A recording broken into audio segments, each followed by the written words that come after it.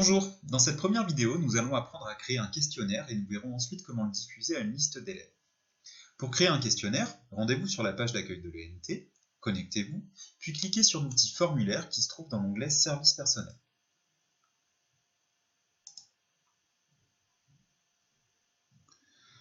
La première chose à faire sera de créer un nouveau formulaire en cliquant sur le bouton en haut à gauche de l'écran. Une fois votre formulaire créé, commencez par lui donner un nom, puis renseignez quelques informations nécessaires à sa diffusion. Vous pouvez choisir entre trois types de formulaires. Si vous choisissez l'option « Authentifier », seules les personnes disposant d'un accès à l'ENT pourront répondre au formulaire.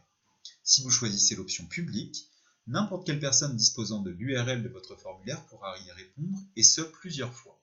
Enfin, si vous choisissez anonymiser, les réponses seront anonymisées, ce qui peut être pratique pour un sondage. De mon côté, je préfère utiliser l'option authentifier. Vous avez la possibilité de rendre les réponses modifiables. Dans ce cas, vos élèves pourront répondre plusieurs fois au formulaire et vous pourrez conserver un historique des réponses en cochant cette case. Si les réponses ne sont pas modifiables, vos élèves ne pourront répondre qu'une seule fois au formulaire, ce qui peut être pratique pour une évaluation. Vous pouvez également afficher la synthèse à tous les répondants, mais je vous le déconseille de le faire, car vos élèves auraient alors accès aux réponses de leurs camarades. Cela peut tout de même être pratique si vous souhaitez diffuser un sondage. Par défaut, l'accès aux réponses est possible uniquement pour la personne qui a créé le formulaire. Cependant, vous pouvez modifier cela et donner un accès à différents utilisateurs de l'ENT en cliquant sur l'icône « Ajouter un utilisateur » et en renseignant leur nom.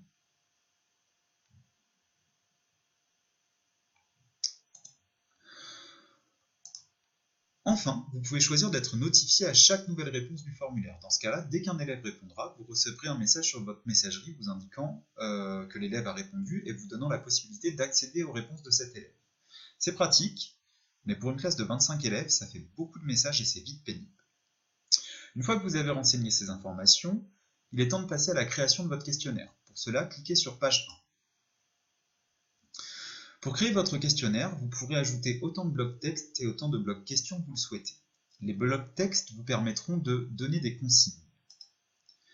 Cependant, vous pouvez également vous en servir pour incorporer du contenu riche comme des vidéos ou des applications créées par exemple avec Learning Apps. Pour incorporer une vidéo, choisissez d'abord un hébergeur, par exemple YouTube. Faites un clic droit pour copier l'URL de votre vidéo. Puis incorporez-la dans l'ENT en cliquant sur cette icône. Il vous suffit de coller l'URL que vous avez précédemment copié, de cliquer sur OK, et la vidéo devrait s'afficher.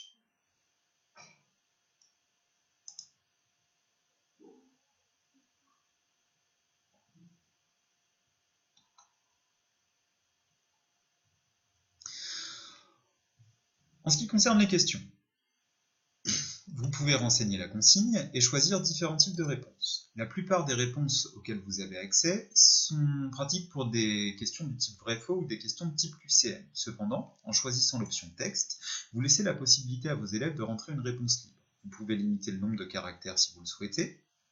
Enfin, pour chaque question, vous pouvez choisir de la rendre obligatoire ou non. Si elle est obligatoire, l'élève ne pourra valider le formulaire que s'il a répondu.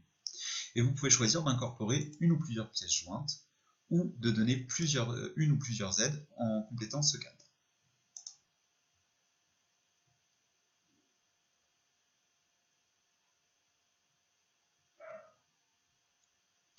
Une fois votre formulaire créé, vous pouvez afficher un aperçu, ce qui vous donnera une idée de ce que verront les élèves lorsque vous diffuserez votre formulaire. Pour ceci, il suffit de cliquer sur cette icône. Avant de quitter cette page, n'oubliez pas d'enregistrer votre formulaire, puis de valider. Il est maintenant temps de voir comment diffuser un formulaire auprès de vos élèves. Pour ceci, vous avez deux options. Vous pouvez soit l'incorporer dans un article, nous verrons comment faire dans la prochaine vidéo, soit le diffuser par l'intermédiaire de la messagerie. Si vous choisissez cette option, commencez par rédiger un nouveau message.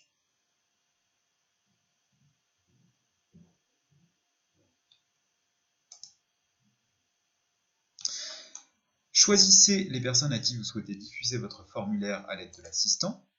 En ce qui me concerne, je vais choisir la classe de 3e 3. Une fois les élèves sélectionnés, il suffit de fermer l'assistant Inutile de valider, les élèves sont automatiquement ajoutés à la liste des destinataires. Choisissez votre mode de réponse, puis saisissez éventuellement un texte et incorporez votre formulaire en cliquant sur cette icône.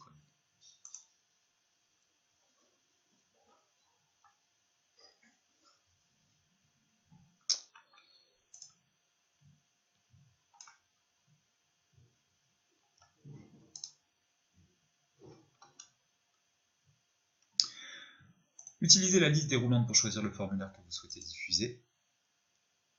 Modifiez éventuellement les paramètres de diffusion, mais normalement, si vous avez correctement paramétré votre formulaire lors de sa création, c'est inutile, puis cliquez sur OK.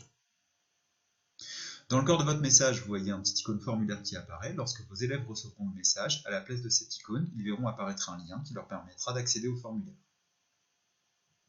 Il vous suffit ensuite d'envoyer votre message.